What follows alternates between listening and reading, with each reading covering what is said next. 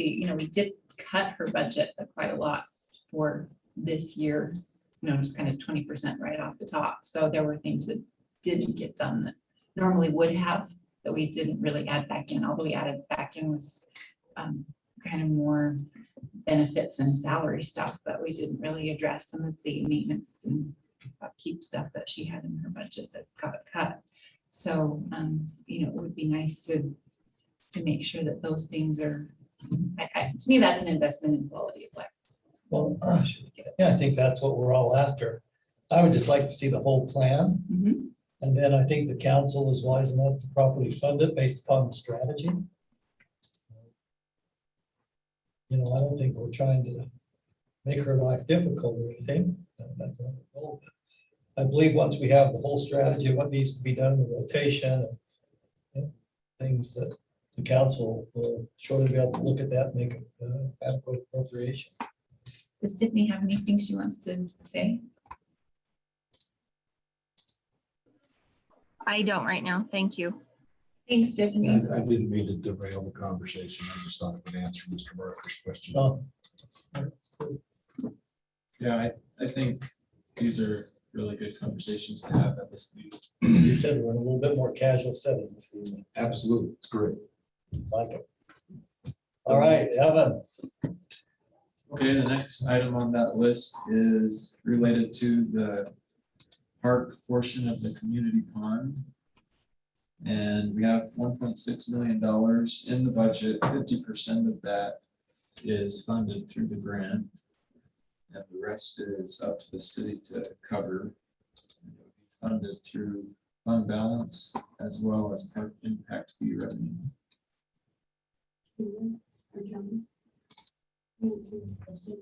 With the fund, the grant with the fund, wasn't there, is plenty still involved in that as part of this? Yes, Portion?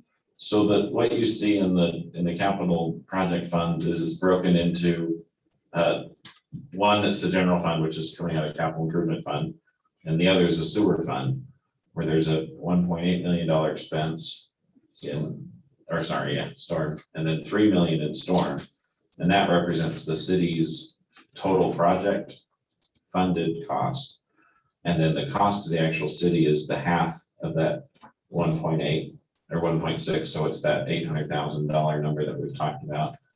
And then with the storm, it's that 300,000 to 500,000, because the rest is going to be covered by the federal grant. I plan on doing a presentation next week to provide some additional details about that. Yes, Mayor?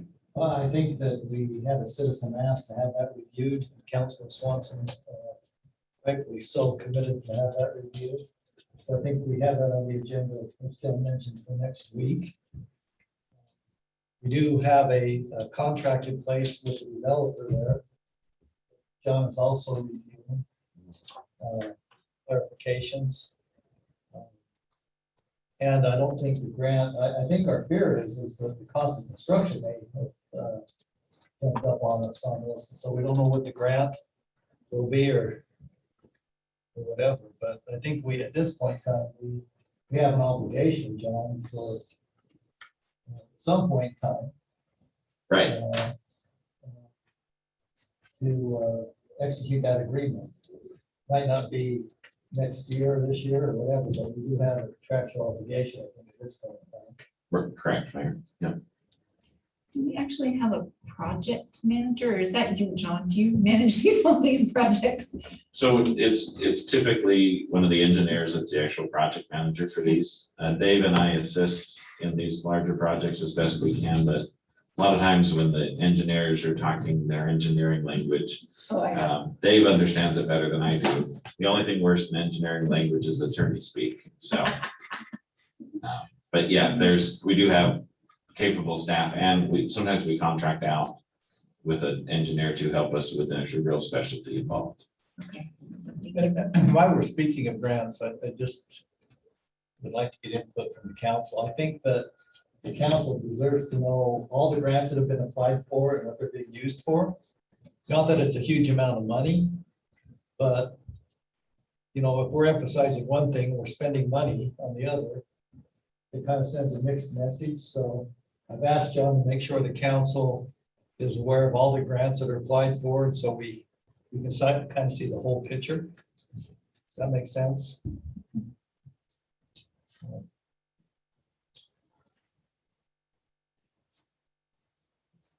The next item on the list is $5,800 for a welding fume extractor in the Parks Department. That one has been talked about whether to keep it or keep it in the budget or take it I out. thought that was an OSHA requirement. Is that the one that was the OSHA requirement? I think it is. It is, the question is, we do have the ability to utilize the welding bay at Public Works that has an extractor. And so that's one of those things that's on the list for the council to talk about. It's not a large amount of money, but we are trying to be very frugal as we move forward, so we have more money available for other higher priority stuff.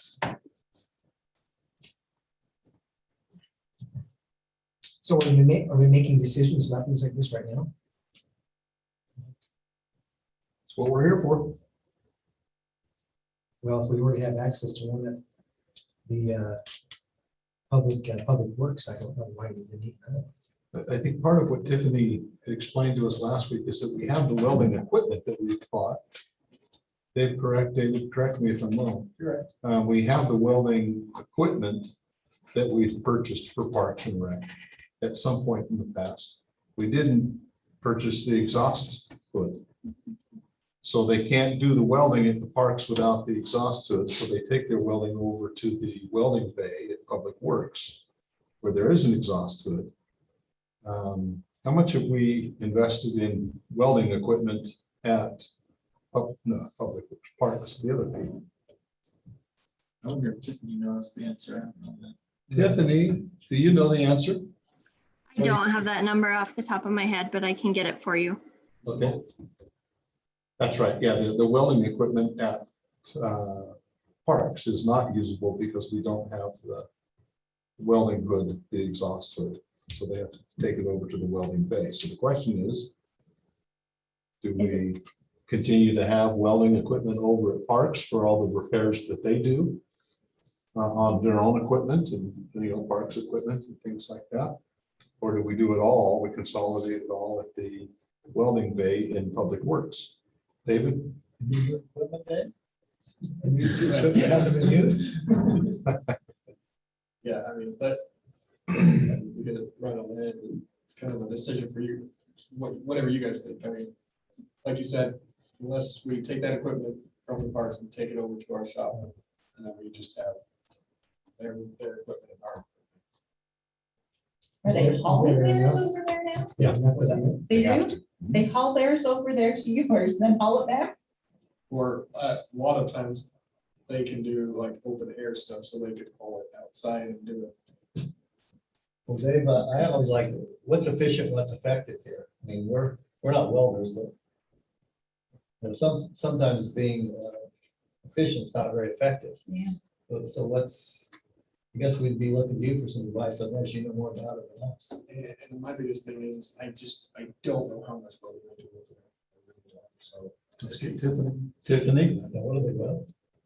Yeah, some of the questions being asked, I don't know if you can hear us all that well, but what kinds of things are being welded typically in a year? And what efficiency gain would there be if we consolidated versus effectiveness lost? Again, I'll probably have to get with Jesse to get you some more of the details that you need. I know they do some welding on our machinery. They do some welding on some of the holiday lighting that we have, some of the repairs that they make at the parks. And I can ask them. I know that they purchased the welding equipment over the last few years because it was more effective for them than taking what they had, taking mowers or equipment over to Public Works. But I can ask the degree of that. So does the park? Thank you, need Tiffany. for welding? Does that impact how it works in any way? Should we have two sets? Yeah, I mean, like I said, I just don't know how much they use, like, but I mean, our welding area is is very big, so. But you would It see would It have- how much hasn't interfered with yours. No, it hasn't. But you've seen how much they brought over apparently that they can't do. Sometimes, Maybe not Dave. maybe Tyrell, I Tyrell think might. Tyrell can answer more for you, because he's down at the shop every day, but, Did this come up as an OSHA yeah. inspection item? Yeah, so our hoods are high enough and they're big enough that they didn't deem public works. Over there, their ceiling height, and they just don't have a hood at all in their maintenance shop. For clean air. So we basically said you can either take it outside and do it outside, or you have to buy a hood, or you can't. So they actually haven't really been welding in public works. They were welding. My Well- guess would be that the welding equipment we've already invested in is well over $5,800. Probably. I'll use this example, and once again, that's why I'm asking Dave. Healthcare organization I'm associated with used to have like heart surgeries at 10 different hospitals. They looked at it and they said, well, those doctors aren't getting enough experience to really be experts in this area. So they consolidated it, saying that it gave, the doctors more experience, and it was actually more cost effective to have it centralized. So I guess my question is, how many expert welders do we have in the city? Because we want to make sure it's done Well, right. And I agree, 5,800 is not, it's probably pale to what we've got in equipment. That's why I asked David if we need new equipment, because otherwise it just goes to waste, right? I mean, I agree, it's probably, it's at least 5,000. So does Tyrell end up doing that for the public, for the parks as well? Sometimes, I mean, like big jobs that, Because I know Tyler, those guys just built the whole stair. the stairwell, and they do it, sure. So it sounds like one that's done that. Yeah. Well, we do a lot. And that Where's was the expertise? aluminum or stainless steel that Where's the requires the expertise? equipment in public works. So, Tiffany, another question for those in parks who are doing the welding. Are they certified welders? Is there any kind of certification that's required? John, do you know? David, do you know? There are some- There are certifications. Most of the stuff they're working on are not structural, meaning Okay. that there's not a safety risk. Like with the Christmas decorations there, they welded all the light ornament balls together. Sure. So there's not a safety risk, so the certification isn't required, but like the stairs, Right. that does require that higher skill level because it's a building code type requirement. Councilman, we don't send everyone to certification, but we do send everyone to training and classes to use that welder. Okay. Do you have any certified welders? I don't believe they are certified, no. Okay, thank you. So the question is it worth the cost to move all that welding equipment over? Do we gain more than $5,800 worth of benefit? And then increase the effort that has to be made in order for them to go over and get things done, since we already have the equipment in place and all we're missing is the hood. I'd be inclined to go ahead and say okay to the hood. That's my opinion. especially if it can have a quick turnaround, if they're just simple things, Sure. simple repairs, they can just go in, and, get it done. And that way, especially if it's just a, something sticking out or something to repair that's not like a huge structural safety issue, but So just. the an- structural would have to go. That over and goes be over done there, by the right, but certified there's- welders. But they're, for lack of a better word, cosmetic, that can still be Sure. like can poke you, that they can fix maybe easily and, get it turned around a little more quickly if they're not, going back and forth. I don't know, just hypotheticalizing. Make up my own words. My thought process is that when we do that, so we've got equipment that we've either not been able to utilize or we haven't been in compliance with OSHA, one of the two. It would seem like to me what we ought to do in the future is get everything we need, because we feel almost obligated now, right? That we have $5,000 worth or whatever it is of equipment. And we've made it's kind of a sunk cost. So now we're saying, well, to utilize what we've spent, we've got to do this. So I don't think $5,800 is going to make a huge difference, although we look at every penny. But maybe in the future, we try to do it all at one time, so we get it done, so. Would it be a huge inconvenience just to have all the welding done, just like you were talking about with the heart surgery center, right? It's like, would it pay just to stick it all over at Public Works, and we know all welding is done at Public Works, and then they can use, and that's a question for you, Tiffany. So do we then clear out the bay that you're using now and have it for storage for something else? Tiffany is already short on resources, human resources, right? She's already, I think she's got 3 full-time employees, and we've got 1 seasonal we found. 2. We got 2 now? First one started, the second one started yesterday. Yeah, we need a lot more. So she said we have to send them to training to learn how to weld. We've already got how many people trained?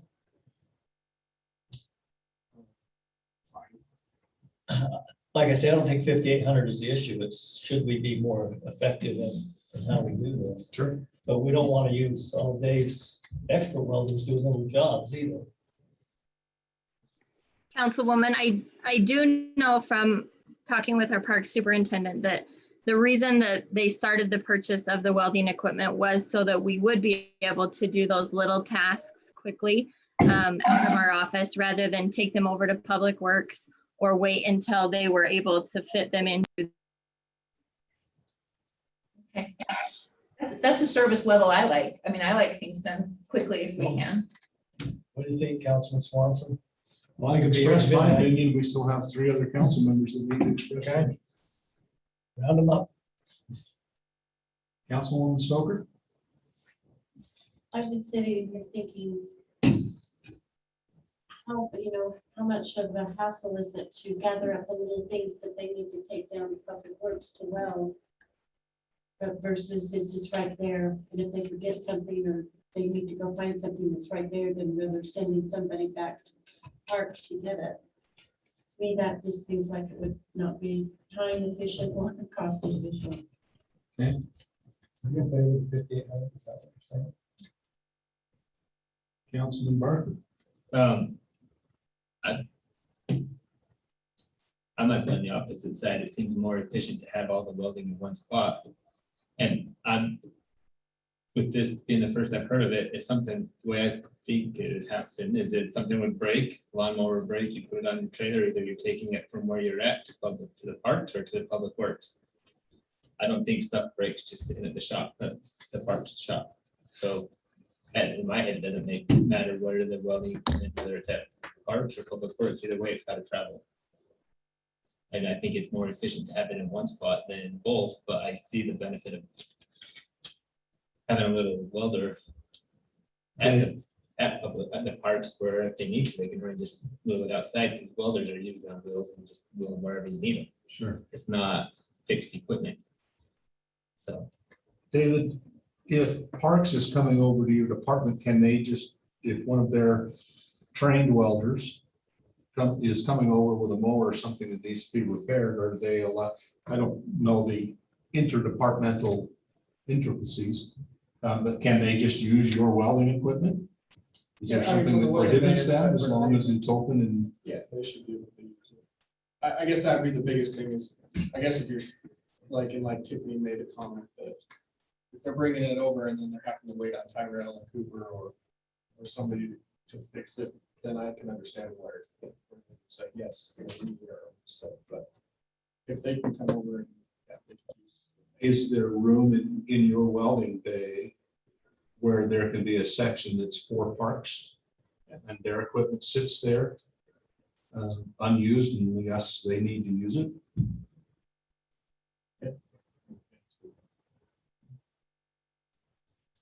Councilman Severn? I'm in favor of having a specific area where Public Works. To me, it seems a little, I realize the convenience factor, but to me, where everything's done in one spot, That public work seems much more efficient to me. So the consensus is combined spot, I'm still thinking. by the hood. That wasn't a very definite, that was a circle. That's like I could, I guess it makes sense to have it all in one spot, but I don't know. Seems like depends where they have the trained certified welders. But then it goes back to, then you're waiting on super.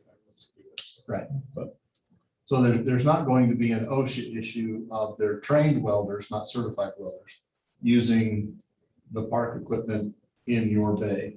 No, it's not that. It's all about the. It's all about the ventilation of it. Is Tiffany still on? She is. Tiffany? I have a question. So Yes, I'm here. is the welding stuff, like you can just wheel out, or is there stuff that's just fixed, attached? What is your welding equipment? I will check with Jesse and let you know on portability of it. I don't know the details of the equipment that they have. It's no, we could take it outside, that to do work. Probably just tanks. It's all, I mean, plug it in. So if it's, they could keep their own mobile, their own welding there for the little things, Mhm. and they would just take the big ones over to the, so that they're small projects that wouldn't really hurt them any.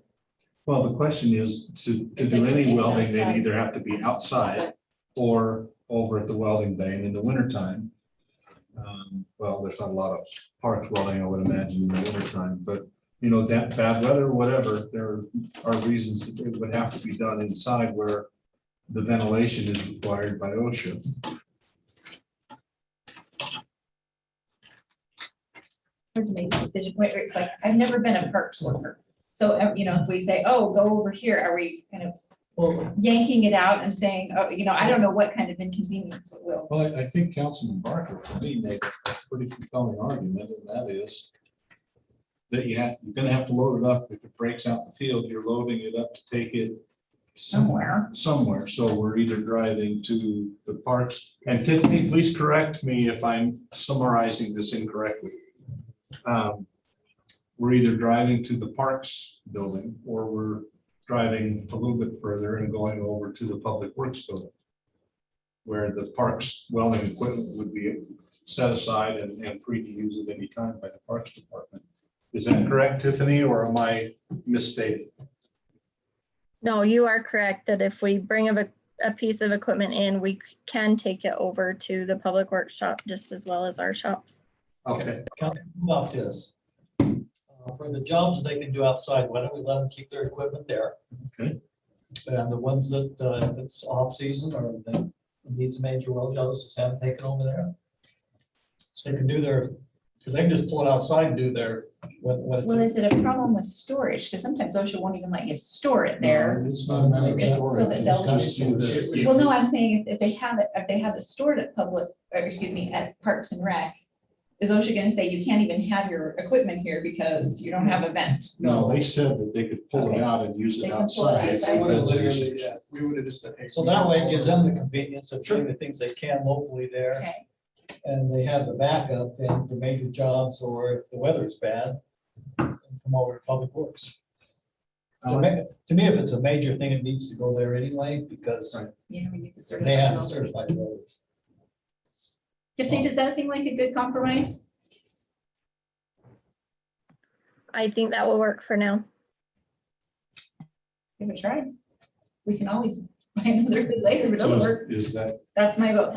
We're happy to give it a go.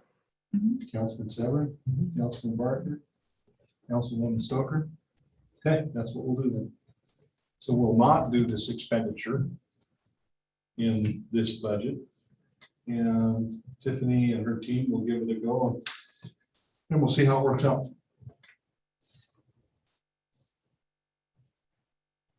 Have to try stuff. Okay, Evan, sorry. Next item is proposed $500,000 of Class C revenue on road maintenance projects. Our roads are fine, we don't need that. So before the current fiscal year, 500,000 was our normal allotment for road maintenance. In the current year, we dropped it down to 300,000. Just because we weren't sure what the revenues were gonna look like, but we're proposing to move that back up to 500,000 for the next fiscal year. And we got any more information on the stimulus funds that we're supposed to simply be getting? I see some updates from the league, but it's kind of, we'll have more information soon. So I don't really have more to tell you, but. Because we've got some major, like the water tank, or Yeah. roads, as Councilman Swanson mentioned. But I think we found that our Class C road funds are actually pretty much higher than we thought, so we anticipate, so that doesn't seem to be. And you're right, the stimulus money from what we heard was, we would be allowed to use it on water infrastructure. So that could help our water fund list of capital projects. We're watching that very closely as well, so we're hearing that county and so city, the local, obviously the county and cities are water, sewer, fiber, roads, right? And then we're hearing that state funding is gonna be a lot more like bridge infrastructure, road projects. So we're still watching it closely as well.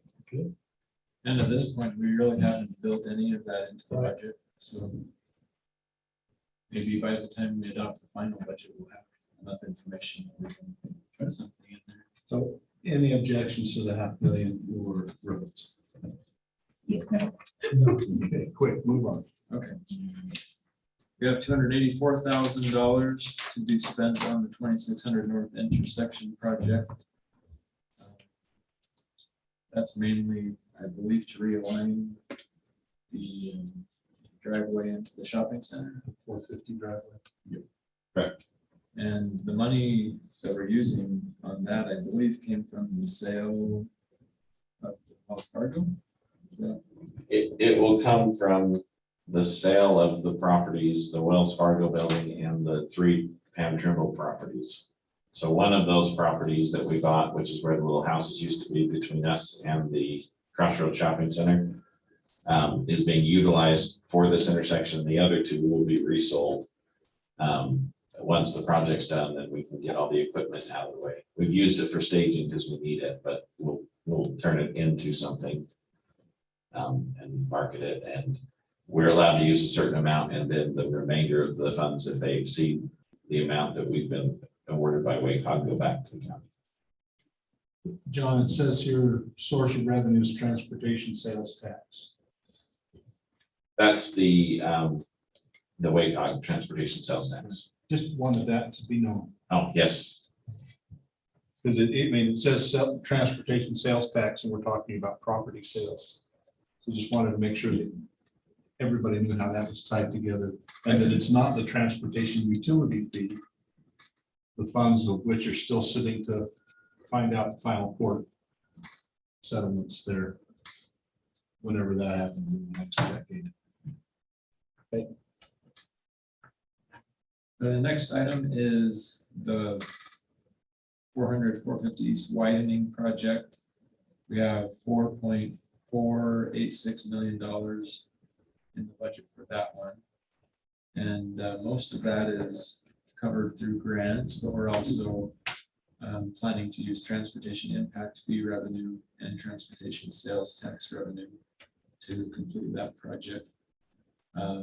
Mayor and John have some good news about future phases of that project. I guess with an introduction like that, you probably have to say something about it. Evan, could you, No, let's not say that. could you tell us how much the city's coming out of pocket? From the $4,486,000. So we've got a lot of money that came in from grants and taxes. What's our net on that, John? So our obligation with the WFRC grant, if I remember right, is $200,000. And then there's all sorts of matching funds involved. I think I've mentioned this, but that number we will further refine before the final budget, because we're trying to guess how many is going to happen before June 30th and how much is after. But we just put the whole thing in so the council can see the whole picture. But essentially it's, How much is the city coming up with exclusively matching grants? so it's at $200,000. 200,000 and 4,286,000. I was not clarified. Sorry to interrupt, but people are saying that they are having a very hard time hearing the conversations. I don't know if we, I don't know where I'm supposed to talk. Are these? well, the this one down microphones here there? should essentially pick them all up, but Let me see if I can turn the volume of the speakers up. While John's doing that, hopefully you can hear better than moving the microphones down. But since Evan opened the door, we had some pretty productive meetings, council, with WACOG. They have agreed to let us utilize the rental and the sale proceeds of the houses that we purchased for the right-of-way, which is estimated to be about, I think, $1.2 million between rental and sale. That would be for phase 2 of the project, which would go up to 3,100.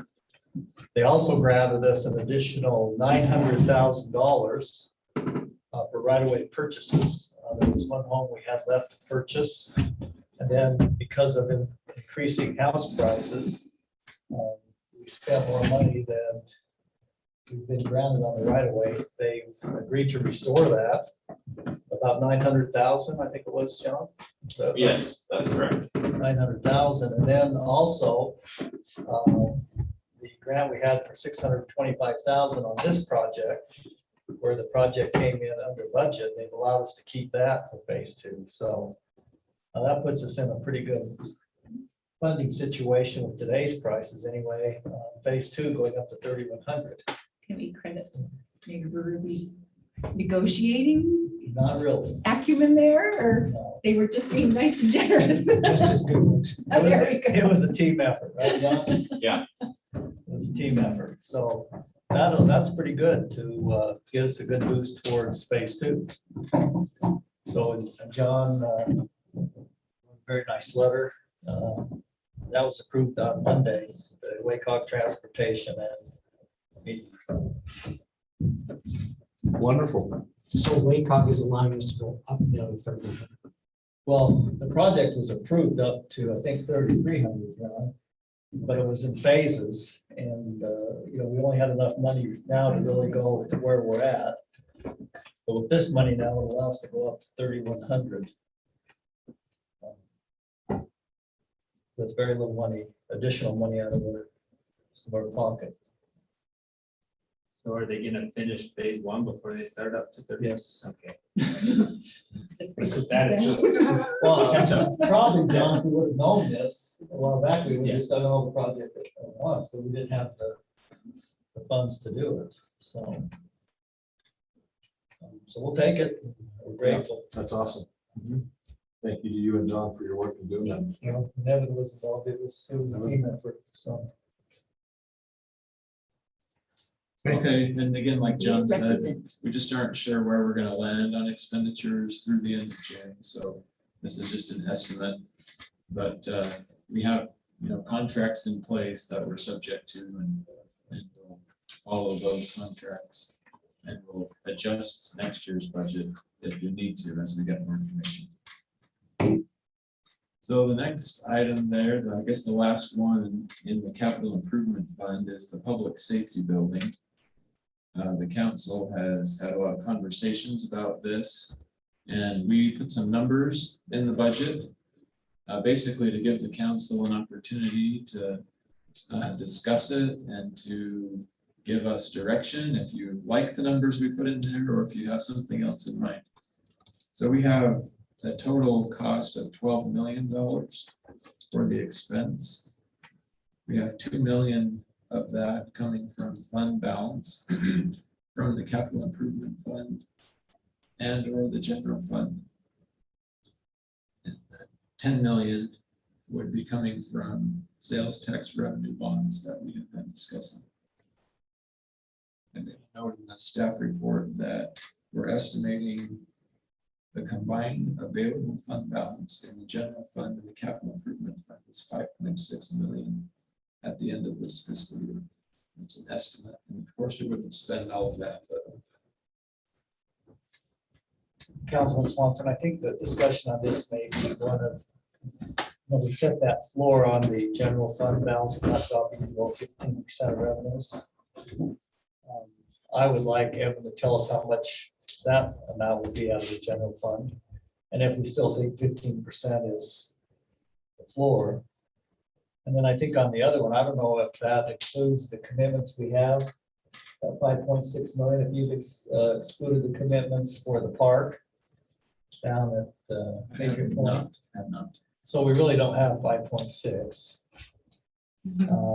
Maybe more like 4.6. Would that be right? And then I think the conversation ought to be, how much do we want to leave in the capital projects fund for things that come along that we don't know about, so we don't get caught short. That will tell us how much we can infuse into the project with cash. Then also, I hate to put $12 million out there right now. We know it's not going to be cheap, but I think we've got, Lou Satterthwaite is working with John on a proposal. I'm just a little fearful of saying, let's put $12 million in the budget when we're trying to be as efficient as we can. But I'd at least like to know what the council thinks about the ability to infuse cash into it from those two funds that he's referenced. Well, I think your first question to answer is, Evan, we're looking at really in reality about 4.4, 4.5, 4.6 in available in the general fund, the capital improvement, general and capital improvements. What is the available amount with? We're keeping that 15% available in reserve. If that's taken out as well as the commitments that we have for the pond, what does that leave us as a balance? 3.2 million. 15% is about 1.4 million. So the 15% is 1.4. Then you take another million if you want, Councilman, depending on how much we want to leave in the capital projects fund. Right. And then you've got the commitment for probably $1 million on the park really. Because costs gone up, right? So that's really 3.4 and 5.6 right there, right? That's correct. I have 3.2, but.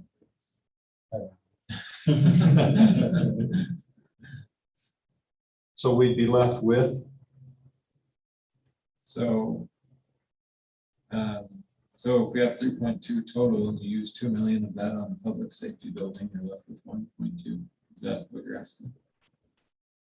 well, the 15%, if we hold that, is how much? 1.4. Okay, 1.4. So we leave that, right? We leave that. We're looking at $1 million for the pond, right?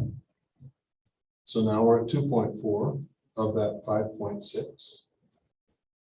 And another $1 million for leaving the capital projects. That's where I came up with my 3.4. I just subtracted that from 5.6, So leaving a came million, up with 2.2. that's not the reserve that we're talking about, that's something else. Now the reserve would be 1.4 Right, but then he was saying keep $1 million in the capital. capital projects, not capital general project. fund So this reserve. is general fund reserve, so we're kind of combining these, is that what we're doing? with No, these you would have balances? 1.4 in the general fund reserve, Okay, so that's general fund reserve, okay? right? And then $1 capital million in projects. capital projects. Okay. So that takes us to 2.4. And then $1 million for the pond project. So that takes us to 3.4. Leaves us 2.2, right? That leaves us To infuse. roughly 2 million, yeah. For contingencies to infuse into the public safety building. Well, I guess the question is the million. Because I think we've already set the floor on the general fund, right, at 15. So what do we want? Capital fund is a million too much, not enough? Counselor Bingers. Evan, I just said cross our fingers. yeah, Evan and John, with the conversation we had yesterday with the various enterprise funds, do you want to walk through that as part of this conversation?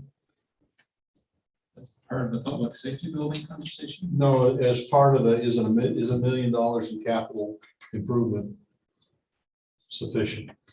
So what we touched on yesterday in that discussion was thinking of if there's a catastrophic failure, when you need the rainy day fund, or you need that $1 million from capital projects, what is that? What does that look like? And so the council can try and think about what those would be, so that we know that we've got enough money in the city through the various funds that we've got, that we can handle those things. You know, for example, when we had that big landslide in the 90s, you know, it took a bunch of money from the city to get that cleaned up, and we later got some reimbursement, but we had to float the money. And so the question is there something else like that? You know, if we lose a water tank, or if we lose a road, there's a lot of things that have to be paid for by the general fund, which is your roads, your parks, your streets. Those are roads. Roads are streets, Councilman Parker. But so that's kind of the question is, you know, as you're looking at that project reserve, and one thing we talked about was creating kind of some parameters that the council could put together and say, hey, this is what we use the rainy day funds for.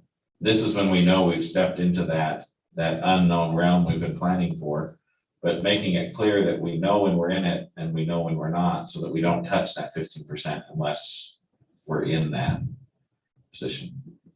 Is that what you were looking for, Councilman Swanson? Yeah, and in yesterday, as we talked about funds being left in water, sewer, storm. Oh, so it's the same concept, is looking at what's there, what are those catastrophic failures, and if we have, you know, if we have all these funds available, we can do some transfers between funds. We don't typically like to do it. It's a loan, you know, it's allowed for under Utah law. But if you look at the aggregate of all that money, how much money do we want to have around, so that, I mean, the worst thing that could happen is probably an earthquake, because it would damage everything that we have in some way or another, roads, pipes, buildings. But, And we're just. right. So yeah, we wouldn't have enough money, and if we go to the FEMA tradings, there is an entity out there that has some money for those type of events. But there's about 18 months, you know, 6 to 18 months that you float while you wait for the money, and that's what the emergency fund is for. So the question at this point then is, before we get into the individual funds,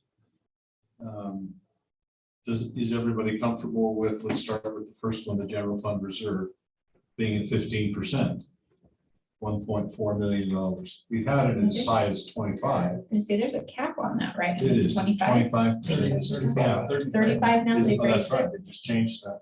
So it's 35. We're one of the few cities that ever approached the 25. As in, we have, usually, we're better savers. We like have most- been very good savers, yes. So do you feel that 1.4 million is sufficient as a rainy day? So Given our annual general fund expenditures? So let's say we did have an issue. Can the $1 million in the capital fund actually become accessible to us to be used with the 1.4? Well, if we really need to kick it in, it's probably capital expenditures Yeah, that are gonna capital be. expenditures, no matter what. Yeah, water. So technically, we've got sewer, 1.4 Those kinds of things. or would- 2.4. Right.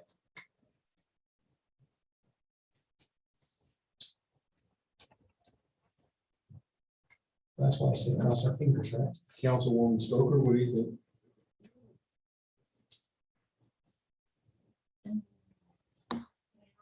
Think. You do. How's your crystal ball doing today? When's the next earthquake and how big will it be? Councilman Swanson, maybe I could add some color to that. We were willing to reduce it to 15% this year. Yep. But it took money, if we had to, out of the rainy day fund, so it seems like to me, unless things have changed, we made that decision. We were willing to take that much out, right? Right. If needed. During the pandemic, and thank heavens we didn't have to. I'm okay with it. Okay. I'm okay. Okay. Good. Good, Yes. good. Well, good too. So if we've got that 1.4 plus the million in capital projects, right? So the 2.4 plus the million for the pond that's set aside, that takes us to the 2.2. And then if we want to keep $1 million, I guess if we're looking at it on a consolidated basis, I was thinking you had a two-part question there.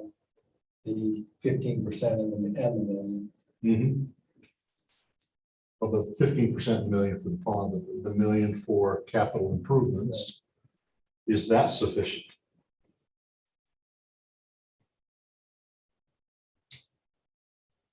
David, what's your take? Yes, yes, I think. What is so. your crystal ball say? I believe Your so. department has to fix stuff. We just talked about that, right? If it's so catastrophic that, I mean, you're looking at least for general fund, you're looking at this building, police building, parks building, and then roads. Oh, and citizens. And then roads. So, and streets. And we're insured. And we are insured. with all these buildings, Yeah, so- insurance. Okay. so. We have earthquake coverage. I don't think we have earthquake insurance too. I know for the like utility lines, they don't really. For provide it, but buildings. The But the building, police station would have it, would be built to extend, so that one's fine. That one, no. That wouldn't be a pile of rubble. Probably, yeah, your parks building.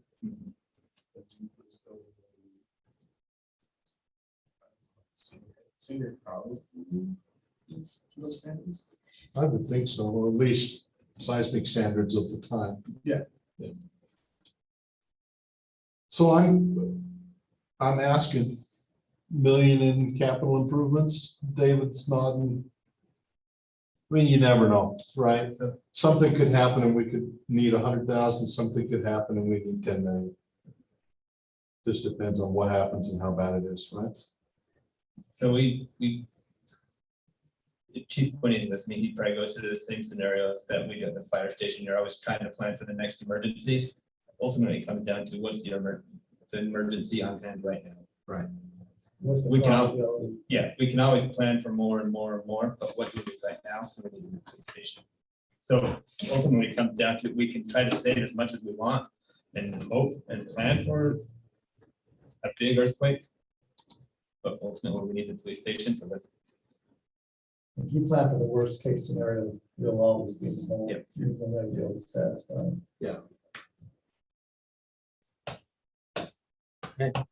so it's a million work, or can we take it down to 500,000? I I- mean, what's And I would everybody? be uncomfortable below a million. Okay. I would be very uncomfortable. So you're okay with $1 million in capital?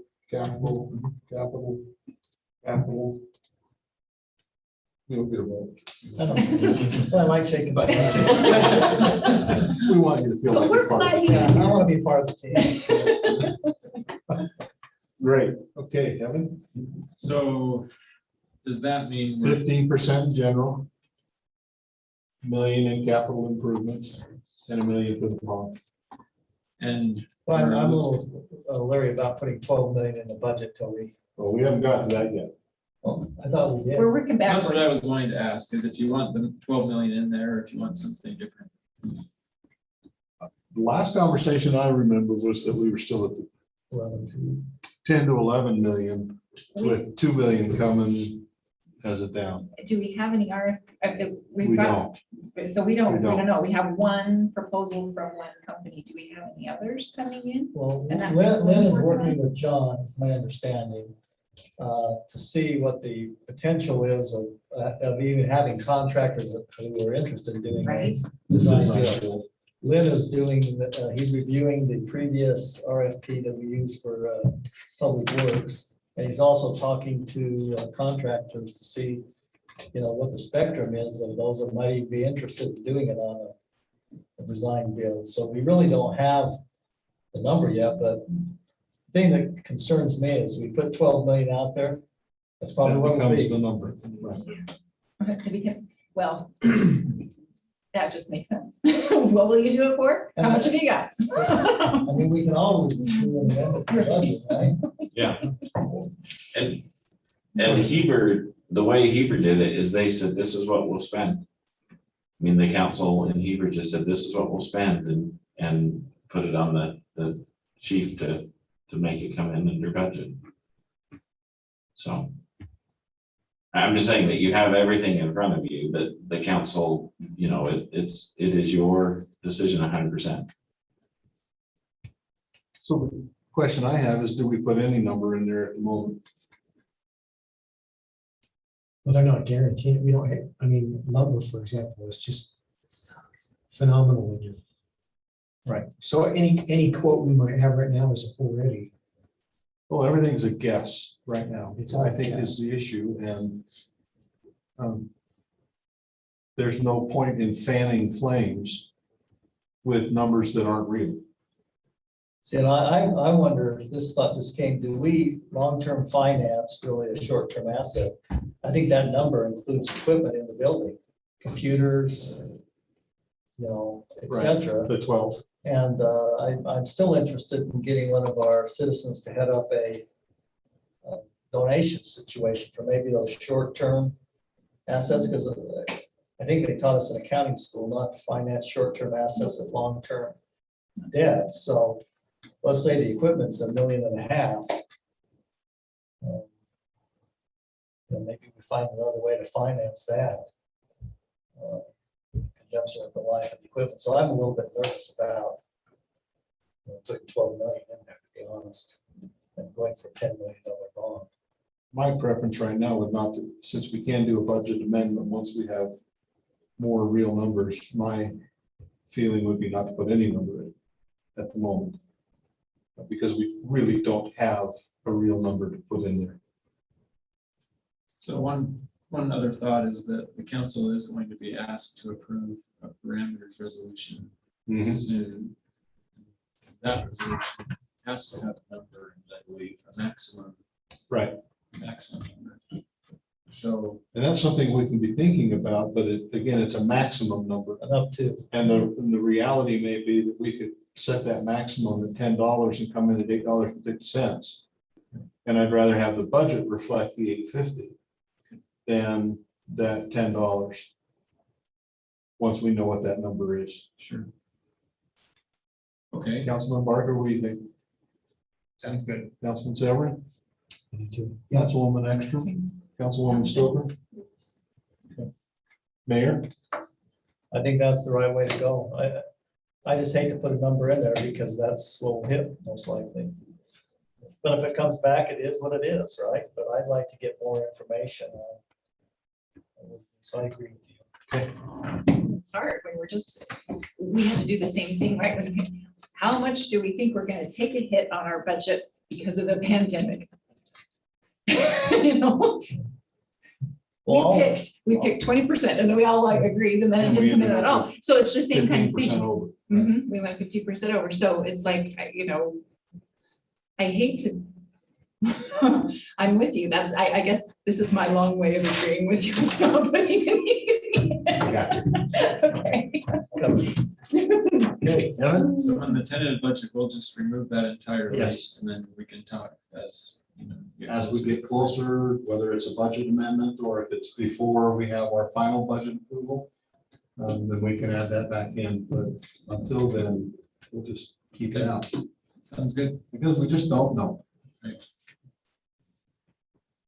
Okay, so I I think think that's that's, gonna end up in the paper or something. No. Philip Swanson admits he doesn't know something. No, Tim will be reviewing. As Abraham Lincoln said, one good thing about telling the truth, you have to remember what you said. That's right. Don't quote that, Tim. All right. so we're moving on to the water fund now. And as we go through these funds, you'll notice that we tried to evaluate each fund individually as to whether our utility rates for each fund would be sufficient to meet the operating needs of each fund. And so 2 of the funds have proposed increases, and we'll talk about those when we get to them. In the water fund, there is not a proposed increase to the utility rate. And then here's a list of some major budget proposals that are part of the water fund budget. And these are capital projects. So first is $25,000 for surveillance cameras at pump houses. There's been a fair amount of vandalism happening at pump houses. So they're interested in trying to address that through surveillance as well as fencing. The original request for that item was actually 40,000. We reduced it down to 25. Councilman Swanson talked with us yesterday about trying to get that back up to 40 if possible. You want to talk about that right now? Sure. Let's do that. Council, at the end of March, the fund balance in water was 2.6 million. Okay. Without the contingent liability, it's not a debt, the contingent liability to Marriott, as you know, he sells a lot, the impact fee comes through, it goes back out. And we actually have 4.1 million in fund balance, pretty healthy in water fund. Given the nature of safe culinary water and keeping it safe, my proposal would be, given that we have a very healthy fund balance and it's a relatively small amount, that we would put the 15,000 back in there and take that back up to the 40. If not, put a little bit more in there so that we are sure that our pump houses are secure and safe. That would be my recommendation.